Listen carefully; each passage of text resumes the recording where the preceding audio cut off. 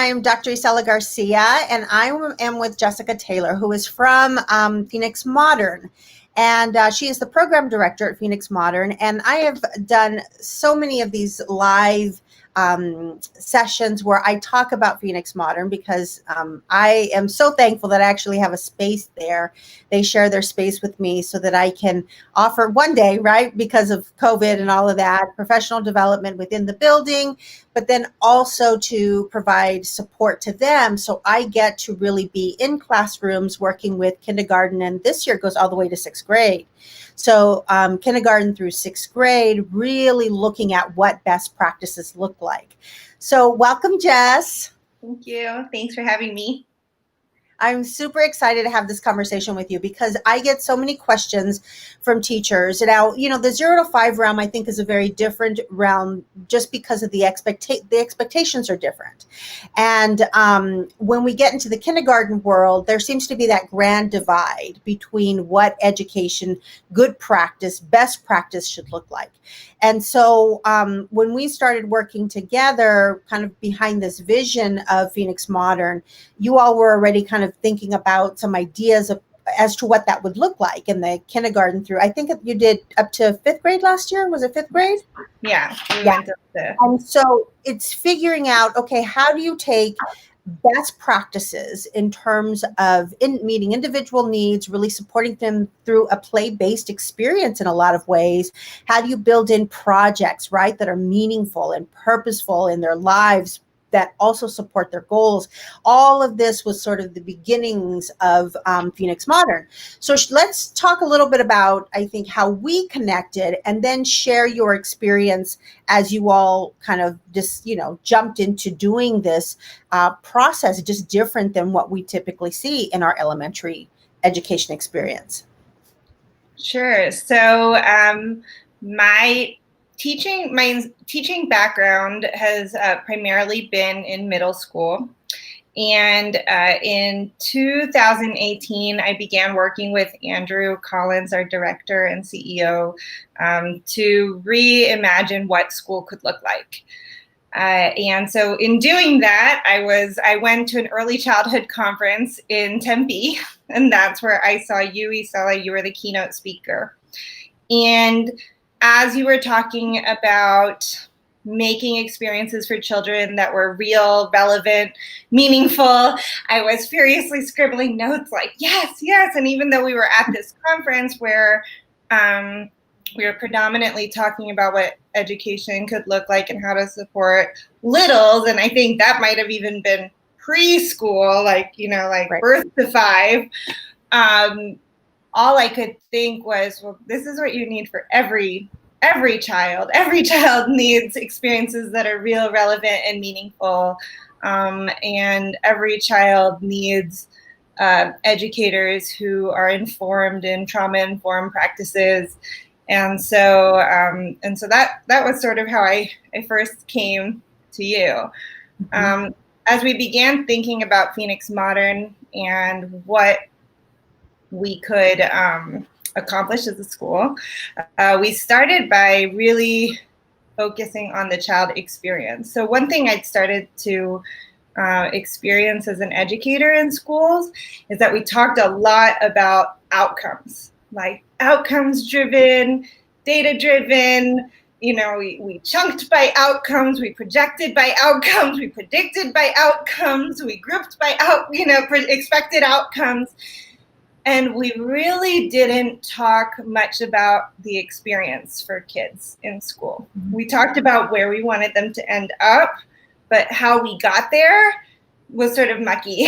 And so one thing that I was really drawn to when I came to you was you really talked about the experience for children in the classroom, the experience of what it's like to walk into a space and feel like you're welcomed and you're loved. When I walked into your room, you had the model classroom at the time, and you had so many pictures of children and quotes of children. And I thought, wow, the experience of being in this room for any child would be so powerful and magical. And and then outcomes will follow. Mhm. And so really, I sought out to define what the school experience could be like for kids, which I think is a little bit different than many people when they begin curriculum planning. There's a lot of talk about the final destination, but I really wanted to spend more time thinking through what the experience of being in school would be like for a child. So let me ask you this, because you said when you walked into the classroom, and really, I mean, that was super intentional, right? It's like, hey, you Right. walk into the classroom and you want, and for me, I want it to be an extension of sort of either their home or their experience where they feel safe and welcomed. I mean, that's really, really important to me. But I've been doing this for a really long time, and I forget that classrooms aren't like that until I go visit or I'm working with particular classroom. But how is your experience different before, like, really thinking about that experience of walking in? How was it before? What was your perceptions before? I didn't really have a clear vision for what a classroom would look like. But I did have, so for context, I previously taught in an environment where my classroom was in a windowless basement. And my tables were plastic, and like the like picnic tables that you would have that were like the fold up ones, and they were etched into, and they're very difficult to clean because they're kind of textured, and so you can scrub, but they'll still look really dirty. And I was given 24 hours before school began to have my room feel like a place where I thought children would want to be. And I think because that, and now that experience wasn't that like different than any of my past experience. Often I find that teachers aren't given all that much time in their classrooms to set up the learning environment in advance. So that wasn't different.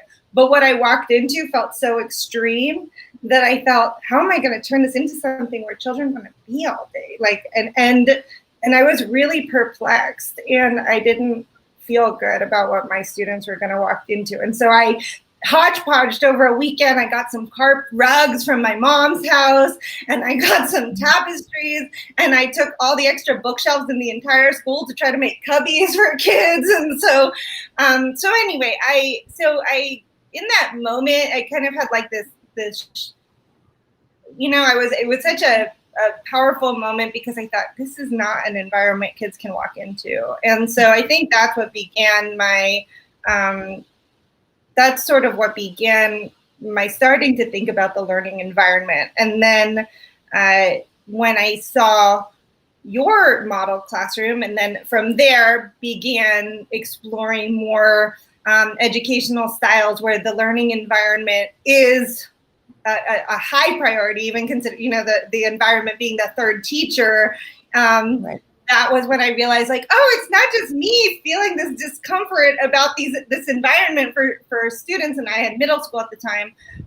This is a way of this is a philosophy, a belief that the environment should be a welcoming and safe space that's inspiring for children, that's reflective of children. I think the thing that struck me the most about going to your model classroom, and then later going on a visit to Opal School in Portland, was that the spaces were so thoughtfully curated, but so reflective of the children in the room. Like, they were quotes from children and pictures of children, and all the work was from children, and everything was so specific that if a given child were to leave that space, it would no longer be the same space. Like there's that book about the widget effect with teachers, and it hit me like, children are kind of widgets. Like, you can be here or you cannot, and someone else can come and take your place. But in your room, if you weren't there, that room would still have traces of you everywhere. And so, and that to me was really, really powerful to think about. That, I mean, just hearing you say that, I mean, to me is super powerful. And like I said, it's what I have always done. It's like, and the perception or the perspective, what you just said right there, that there's still, you're still in our classroom, even if you're not here, I think is such an important part of my philosophical belief that every child who walks in the door, they should feel like they are contributing members of this classroom community, and their thoughts and their ideas and their perspectives are equally important. I mean, it's like everyone gets a voice in here. And sometimes I forget that that's not how it is everywhere. No. I'm in my little bubble. No. Yeah. No. And then talking about middle school, children go from this. So at least in K-5, even if that's not the exact experience in the classroom space, they're typically still in one classroom all day with one teacher all day. They usually have a cubby. And so there is still, whether or not it's like this, they're fully integrated into every component, part of the room, there's still something about like, this is my room, this is my classroom when you're, K-5, and then you go to middle school. And now they often have 4 teachers, 5 teachers, 6 teachers. Their belongings are on their back, right? If you have a school that doesn't have lockers, they're carrying everything around all day long. And there's no, and often the teacher, you have 100 kids, 120 kids, and I would run into that, like, do I put 120 of the posters on the wall that the kids made? Like, how do I do that? Like, and so then, often the classrooms don't really have traces of them, or maybe it's a few kids, representative kids from each class or something. There's not really space for their stuff. And I think that it's like, I think when you go to a conference, and you're like lugging your bag around at the conference all day, and you're like, there's gotta be something, I think, in there that triggers anxiety in kids, whether or not we because there's no space that's theirs. And so the middle school teacher and me really, when I saw your room, I thought every school needs rooms like this, So how did that influence us? You all were really planning out, because you were really outcomes driven. And I think that's pretty common. That's a pretty common approach, I think. How did you then approach the next steps as you started to really develop your ideal programming approach? Yeah. Well, so the first thing we did was we articulated sort of the values for our school, and we landed on the words wonder, love, joy, and growth. These were when we thought about what did we think, what words did we think should define the school experience for kids. We thought we want school to be a place of wonder. I spend a lot of time reading books about inquiry, and we thought, like, if we want children to be, I read like, if we want children to be active learners their whole life, always curious, always asking questions, we want school to be a place of wonder. We said love. And, we went back and forth because not a lot of people feel comfortable using the word love. I know you feel comfortable using the word love, but not a lot of people, at least from an organizational standpoint, feel comfortable using the word love. But we want school to be a place where teachers, our guides, and we call our teachers guides, our guides and our students have loving relationships with one another, loving relationships with themselves, loving relationships with the earth and with our world, and with families. And so we wanted our school to be a place of love. We wanted school to be a place of joy, a place that's fun, and a place where kids want to be all day, and then a place where we grow. And so we really wanted to think about, growth, like this idea of growth mindset, and really being that we're all learning and we're all growing, and it's both linear and cyclical at times. And so a place where we're all growing. So we determined our values as wonder, love, joy, and growth. And then from there, we developed a whole child framework, which I got to work with you on. And so we thought, okay, a traditional metric for measuring children's progress is a report card, right? And often on a report card, we have what we're measuring, right? Or what we value, really. I mean, we're putting it on paper. And so we're saying, typically you have your content areas like reading, writing, math, maybe you have handwriting, a few things like that. Sometimes there's a comments area where you might put something more general than that. But we said, okay, if we really wanted to articulate the dimensions of a child that we are supporting and that we're looking at, what would they be? So we said academic growth, yes, but also social and emotional learning, also cognition, the way in which they think. It's not just what they're thinking about, but how are they processing? Wayfinding, which is how are they navigating spaces and building relationships and kind of determining how they're moving through our school and ultimately through the world. And let's see, I said social, emotional, wayfinding, cognitive processing, and academic content. Did I say it all? I said it all. So we came up with a four-part metric for the outcomes that we were looking at. And then we used quite a bit of research. A lot of people now with COVID are using the CASO model, which you had introduced me to 2 years ago. And I used quite a bit of research from them to kind of develop our own metrics. And so once we knew the elements that we really wanted to support for children, then putting into place the structures was much easier, So, yeah. So what did that look like? So, okay, so let's tell the story first, because you were, when you were all figuring out what you were going to do, what it was going to look like in practice, the idea was that you were going to go in and do middle school, because that's your love, that's your passion. Your passion is working. So what would you say, it starts about 4th, 5th grade for you, 6th grade? Like, what's your most favorite age to work with? Like sixth grade, but we wouldn't have 6th graders, so I was going to work with our 4th, 5th grade group because we were opening K-5. Yeah. Okay, so we were just going to do it up to 5th grade, and you were doing the oldest of the entire group. And what happened? Well, we found that when we talked a lot about love and joy and growth, we attracted a lot of kindergartners. We attracted a lot of families with children who were aged 5, 6, and 7, and fewer families whose children were aged 9, 10, and 11. Probably also there was some concern about, we didn't yet have upper grades, so I'm not going to move my 5th grader for 1 year, But yeah, so we found that even the marketing around wonder, love, joy, and growth naturally attracted younger families. And so we were short in our projections. We were short maybe 25 upper grade children, and then we had like 30 children on a K2 wait list or something. And so we said, well, this is silly.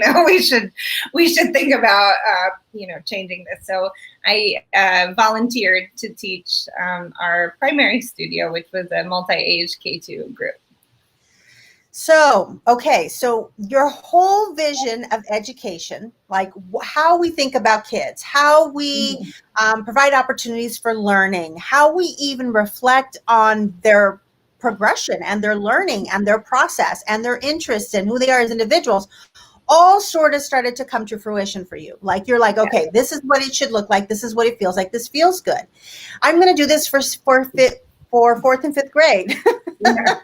And ta-da! And I'm saying this because, I know what age range I love, and it's not 6th graders. It's not 6th graders.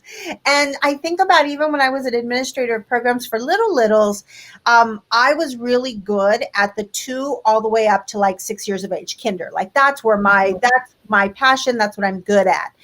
Infants, I know what to do and I'm very effective at doing it, but I don't love it. It's like I don't love where I'm the one that's constantly like out loud they're communicating too, but in their own way. But I'm so like ADD, I'm like thinking of something else and I'm like, oh my goodness, I should focus on the baby.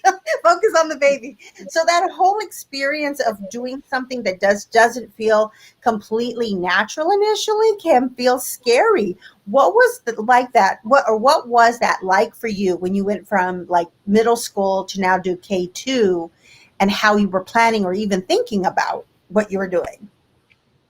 Well, I think I called you a few times. Like, well, I think I was like a little like naively. I wouldn't even say optimistic. I didn't know what to expect. And I thought, well, kids are kids. Like, I know how to work with kids, and so, but I can say that I quickly, began to have some realizations of how kindergartners are, and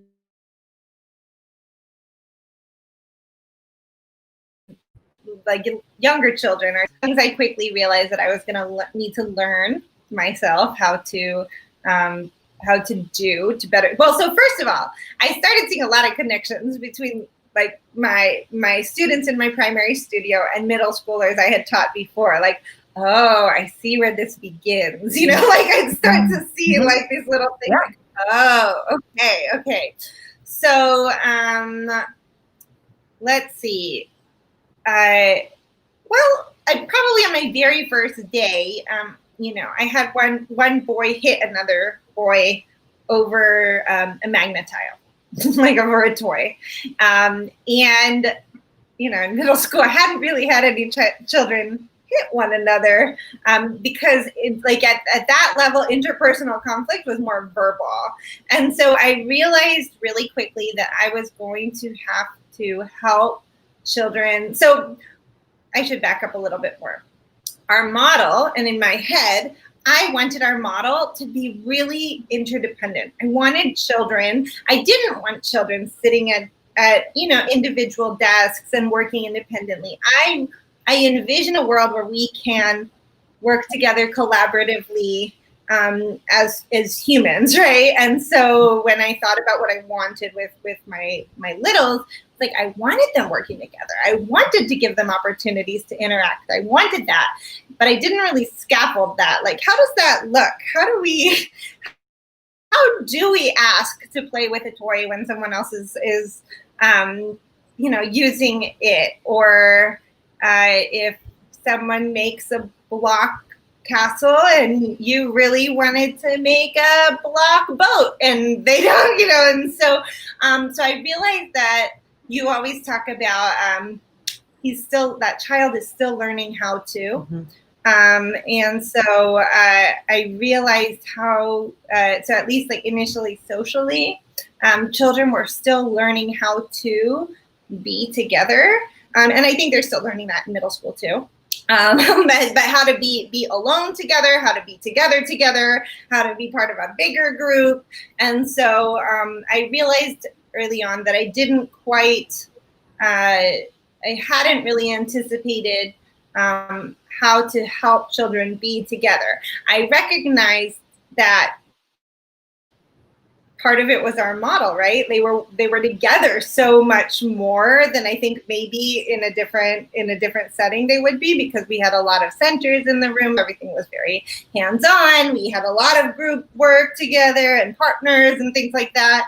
And so I realized quickly that was something that I was going to have to learn how to do. So let's go there for just a quick second. So just to I think share with everyone, when you approach this K2 classroom, and I think this is across the entire school, there are defined areas in the classrooms, which is different than when I go into elementary schools. Typically what I see, if you've ever taken any of my designing the learning environment, typically what I see, what I share in that training is that there's usually tables on one side of the room, then there's a carpet on the other side of the room, where I do whole group with maybe some brain breaks in between.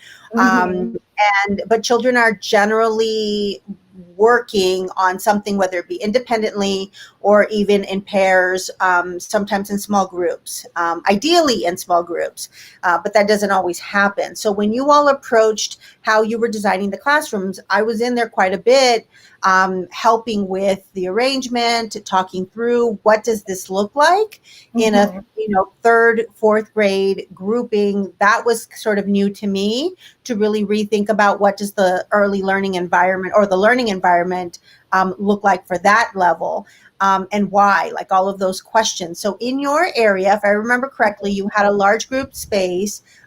Everyone has that, right? You had the sociodramatic play area. So you've had like some kitchen things, and you can talk a little more about that. You had a block area. You had like a small atelier. So you had like a little studio area for art. Then you had like a publishing literacy area. I remember spaces and places where kids could write and have materials for writing. And didn't you have like a space for like math and sciencey kind of stuff too? Yeah, I had a math space and then separated. I had a science area, and then I had a couple. I wanted to create, well, so that was something I realized quickly, because initially when I created my room, I think I only had a few zones. And then as I was working to help support kids socially, I realized I need options for zones, spaces where you can be with multiple people, spaces where you can work alone, spaces where you can work in two. And so then I had a 2-person sand table. I had a 1-person space, and then a couch area. So we had a lot. We probably had like 9 or 10 different spaces where kids could go. And so as they were like how our space then helped contribute to, I think, our children learning to be together, was that they could at times self-select into a space that made the most sense for their emotional state or for what they needed at that time too. So how, like if a teacher were to ask you, just the organization of that, like how do you stay on top of that? Kids being in different areas of the room, because I think that unfortunate perception from administrators coming in with kids scattered around the room, like what's happening, we're really making the best use of our time. What was the benefit? First off, the first part is how do you manage that? And what was that like for you? And then what was the benefit? Was there a benefit to having kids kind of work where they needed to work? What does that look like in practice? So it depended on the time of day. So there were times of the day where everyone was in their own space, self-selected into their own space. And then there were times of day where I sort of said, okay, we're going to all work here, or you're going to work here and here. And so, it kind of depended.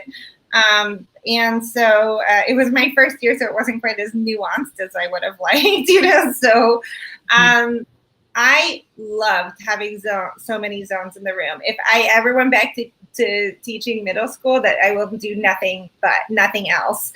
I think that, there's some trial and error. One is, so I wanted to create zones that would meet different needs. There were zones that were tactile. There were zones that were really social. There were zones where you're like, I just need to be alone and read a book. There was a zone where you could watercolor. There was a zone where you might sit and play Play-Doh and talk to someone else. And so all of the zones met different needs that were socially and emotionally for children and intellectually for children.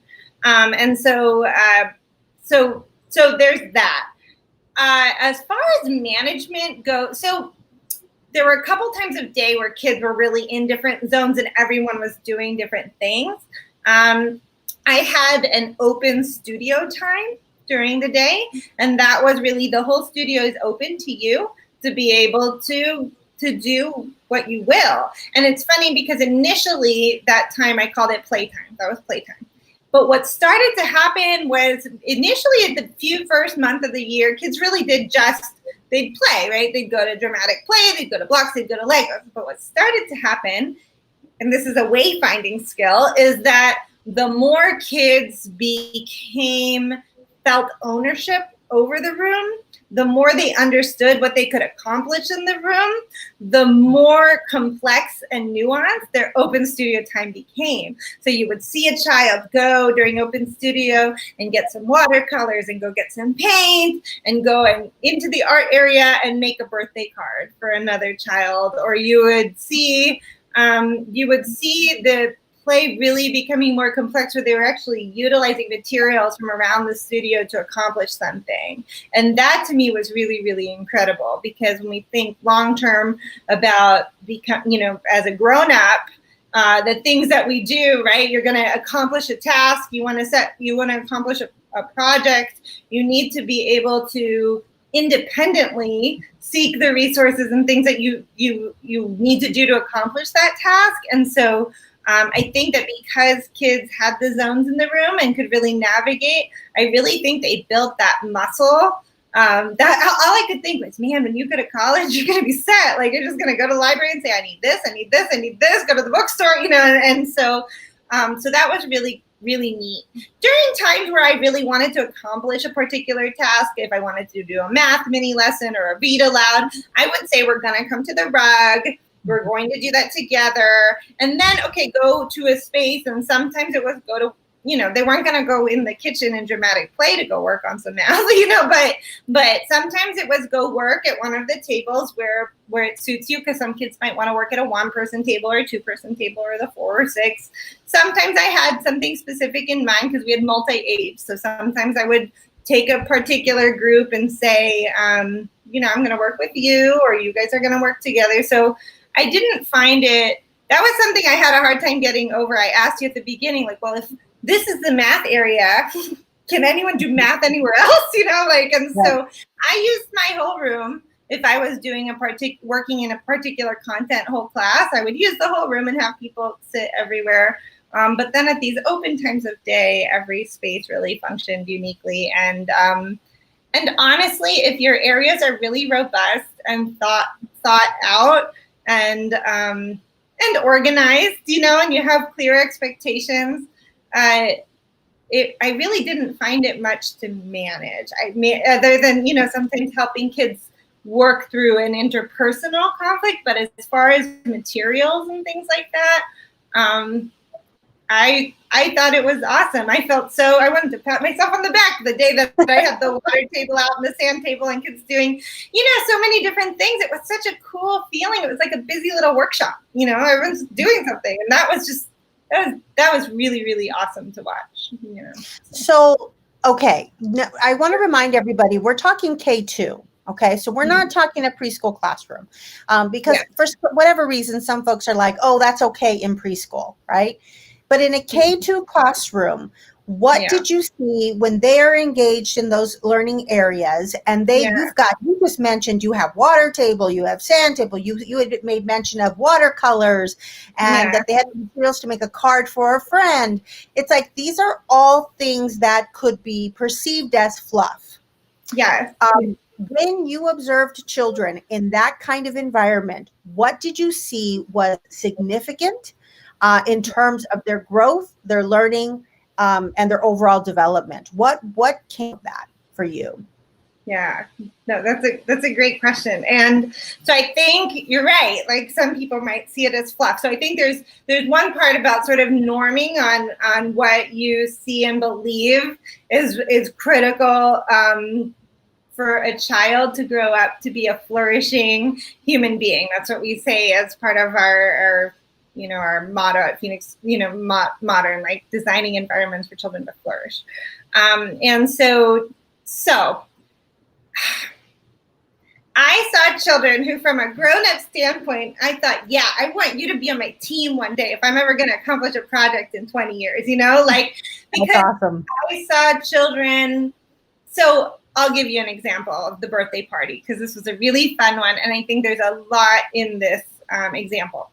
So one of our students, it was her birthday, and our class said, well, we should do something for her birthday, but we don't have anything to celebrate a birthday here. So it's like, and I said, well, we got plenty of stuff to celebrate a birthday here. It's just a matter of how you think about it, right? So one, there's divergent thinking, right? right there. Number one, divergent thinking and thinking creatively about the materials and resources that you have. Mm-hmm. So they said, yeah, I guess we do have some stuff. So here's what started to happen. Kids came together, okay? So imagine teamwork, you're in a project, right? And they said, okay, what are the things we need for a birthday party? Well, we need decorations, we need a cake, we need this, we need that, we need, decor. So so one group went over to the, it was the writing and publishing area, but it was a bigger table, right? So one group went over there, and one girl starts cutting out triangles. Well, she wanted to create one of those happy birthday banners that's, like on the triangles, each letter. So she's like, I need to spell happy birthday.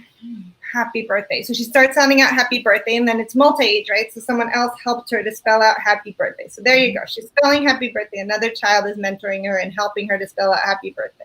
She then needed to cut out all the triangles to make the happy birthday sign. So there's one-to-one correspondence, right? Like there's fine motor. She's cutting out all the triangles to make the sign. She then writes happy birthday. One, that's a long word. One triangle for every single letter, okay? Then she's got to figure out how to put it all together. So she found pipe cleaners, and she sort of made holes, and she got them all together, right? And so she writes happy birthday. So she, during that time, and she's a kindergartner, she's written with her ABC, she's written the word happy birthday, fine motor, she's cut out these triangles, she's sought help, which grown-ups, we all need to learn how to ask for help when we're trying to learn something. So that's teamwork, that's communication, that's expressing a need, that's identifying a need, right? And so to accomplish something bigger. So she creates the happy birthday sign. We have a couple others who are making the cards. Again, these are all emergent writers, right? So they're learning to fold the paper. The bigger kids are telling them, here's how you fold the paper. You fold it the other direction, and so they're making the cards and things like that. So there's a lot of teamwork. That's one group. Then we have this other group, over in the kitchen, and they were turning the kitchen into a birthday party. So we hear some people, we need presents. Well, we don't have any presents in the classroom. So they got tissue boxes. We had an area of leftover junk in an area that could be repurposed, loose parts, right? And so they get some empty tissue boxes, and they're like, well, these are the size of presents.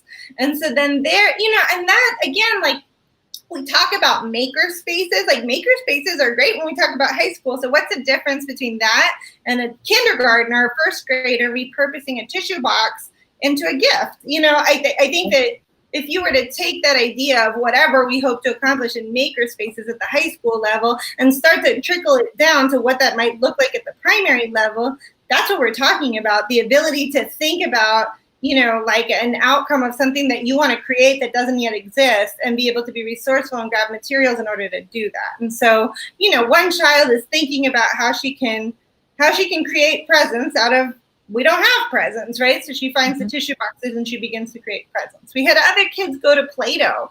I want to make a cake. So they made a cake out of Play-Doh. And again, this isn't the whole class. These are groups coming together saying, how can we work together in a complex way to deliver on a party? And again, at the social and emotional level, because we want to do something nice for a friend, because it's her birthday and we want to celebrate her, right? So there's also underneath all of this is this very compassionate reason why they're even doing all of this. So in the end, and then we had somebody else, and again, grown-ups, right? She took on the role of the manager as she's setting up, we need a tablecloth. We need plates for everyone. And so she was kind of designating everything. And we had one boy who was very tall in the class. So he took ribbons and he was making streamers, attaching it to the ceiling, which was maybe a little bit dangerous, but I was watching, and they're working together. And so, and then in the end, they were so then the birthday girl, poor thing, sitting by herself reading a book in the corner of the room because they're like, you can't come over here. But at the end, and this is how they chose to use their time, their open studio time.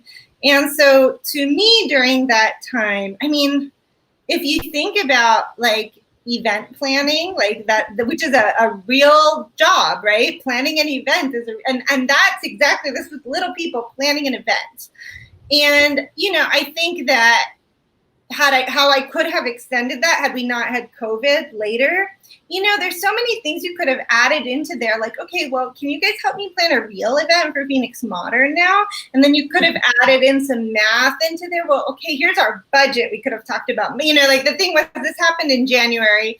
We had one more birthday party in February that we decided to do the same thing. But as I think about had I remained with the kids and how we could have then taken that and started to infuse even more of the academic, could we write invitations to our parties? Maybe we could talk a little bit more about some hard skills, like writing skills about how do we, especially for the first, second graders in the room, how do we create an invitation, or could we mail it? How do you address an envelope? What's your address? That could have been for kindergarten, and so there could have been, first of all, in and of itself, I thought it was an incredible learning experience for kids in so many ways because it was so dynamic. But I also think that it could have been extended beyond that in a really, in an organic but intentional way to then incorporate even more, even more of the academic standards into just an example like that. But those things don't come up if you don't give them space to come up. I wouldn't have then thought to do that moving forward had it not come up from them. So one of the days that I went into your classroom, there were a couple kids in the back of the room. There was a low table in your block area. And I think you were using it as a platform for them to build on. And if I remember correctly, they were creating a play, or they were creating some sort of, it was something dramatic that they were making with the building that they were building. Yeah. And I remember pulling you to the side and I said something like, okay, so let's integrate some of the writing. So what do you need, right? What do you need when you're having a play or you're putting a show on? Mm-hmm. And so you might need flyers, invitations, tickets, things that, people. Again, you need money, right? I mean, there's so, money, yeah. Yes. So you went over and you had a conversation with them about some of these things. I think I left the room, came back, and they started to create flyers and tickets. Like to everyone in the class. Yeah. And they put on the play for everybody. Yeah. Yeah. And so that's when it comes up. And this is, I think, where my greatest struggle is, because when I go into classrooms, again, at that K on up level, there's this perception that we have to do this isolated sort of teaching and learning that we have to, but in the real world, for me, at least what I'm passionate about and what makes me excited is when I can utilize and practice those skills in something that's meaningful to me. So I saw them literally, and it was so exciting for me to see how quickly they jumped on board, because they were showing me whatever show they were going to do, whatever they were going to put on and for everybody. And next thing you know, they were doing all of this writing that was meaningful to them. Do you remember that, right? Yeah. So actually, to your point, I think it was kind of the first question you asked, integrate, what did I need to learn and what shifted? I think that, so beginning with the environment, when you have the zones in the room where children can be fully immersed in different activities that they're interested in, or different projects or things like that, what that allows for is it allows you to decentralize yourself as the teacher. Because the thing is, so I used to coach teachers, and as a middle school teacher, if you're up giving a lecture, right, or something like that, I experienced this, and I was often asked by teachers who I mentored, especially new teachers, I'm so in my head up here trying to remember all the things I need to say and all the things I need to do that I feel disconnected from what's going on in the room. And then I remember I had a teacher candidate even ask me and say, do you ever get to a point where you feel present in the room? So one thing that changing your environment so that children have activities and things that they can really be immersed in, you've decentralized yourself in the room so that you can really become more of an observer, so that you can catch moments like that more and extend more organically. And that was something that was really beautiful to me. I had experienced like something like that in one of my middle school classes where we got into a project that my kids were so into that it was like my first time in 10 years that I could sit back and watch them. And I realized like how weird and ironic and not good does that feel to think I've been teaching for 10 years at that time. And I don't think I've ever had a moment where I can sit and watch the kids. That's a really weird thing to realize, you know, because you're so consumed with what am I going to teach? What outcomes are we going to get to? And you're so focused on that for children that at times you lose children and the experience that they're having, you know. And so I think that beginning with the environment, that's what really allowed me to step back and watch much more, you know. So I think what you said right there is also something super powerful. And I think a lot of teachers could probably, that probably resonates with a lot of teachers, because the expectation in education for so long has been, especially, I mean, I've been there where they're like given a curriculum, given a book, and this is what you need to do, and this is what you need to say, and this is how you're going to do the activity. And I think it's, and then you're going to be evaluated on that. So, Yeah. you know, it's like, and everything is dependent on this evaluation.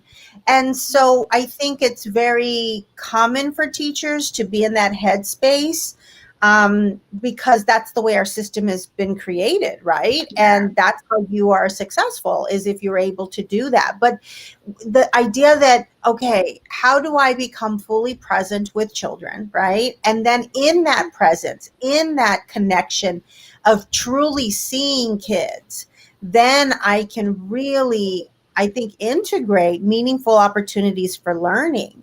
Yeah. But was there a part within you that was afraid they would not learn the things that they needed to learn? Oh yeah, I mean absolutely. Well, okay. The question is needed to learn, right? So I think that, and I'm grappling with this all the time, like needed to learn. So you know, every single piece of content that we have deemed critical from kindergarten through 12th grade for every content area. Yeah, I do have a fear of that. Sometimes like that's a lot of stuff. No wonder everyone's just trying to like teach it straight up because, and so sometimes I do have that fear. Do I worry on a personal level that children are getting enough? No, because when I think about, I have a son who will be 5 in 3 weeks, you know, and when I think about the kind of world that I hope that exists when he is a grown up, and the kind of people that I hope, you know, like his generation become people who like, I think that we're doing exactly what we need to be doing for children. Where, you know, I think that I read an article that said it was written by Dr. Erin Rabb, and the article was published on Medium, and it was something about in order to prepare children for the future. When we talk about like skills of the future, she said we need to care about who they are today.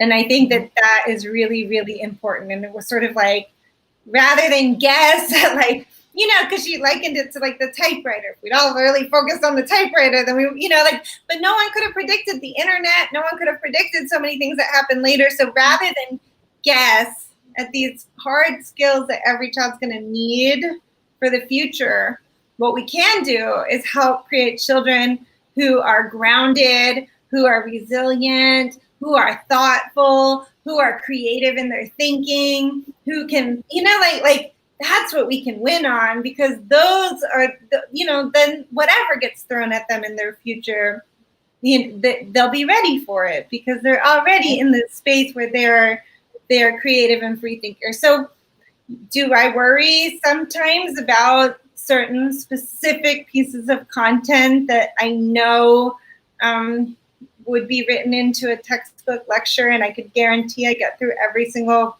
piece? in a given week. Yeah, sometimes I worry about that, but in my heart, Mm-hmm. when I think about the long term, you know, and I feel strongly that that we're missing the mark on the outcomes that we have deemed to be critical in schools. Yeah. So what would you, as a final thought, what would you want teachers to think about, to know, to question? What would Yeah. be your thought or your advice? So I went to an incredible school a few years ago, and it was a one-room schoolhouse unlike anything I'd ever seen before. And the director gave me a piece of advice. She said, when you stop thinking about teaching and you stop thinking about learning, you're going to change everything that you do. Mm. And I didn't understand at the time, and I was even a little bit insulted. Like, I'm a teacher, of course I think about learning all the time. Like, what do you think about? You know, but I realized, and I think my own interpretation of that has become, when we stop fixating so much on outcomes and start thinking more about the experience children are having at school and the experience of learning, when we start planning our lessons around how our children are going to experience this learning, I think that everything's going to become revolutionary, because when you do that, what you think would be the outcomes, you don't even realize how short-sighted you were, because they're going to exceed those outcomes. Those outcomes could be beyond anything you even imagine. And so rather than focus solely on outcomes, if we really could think more about creating magical and meaningful experiences of learning for kids, I think that the outcomes are going to far surpass anything we could imagine. So yeah. Well, thank you. I think on that note, I agree 120% with you.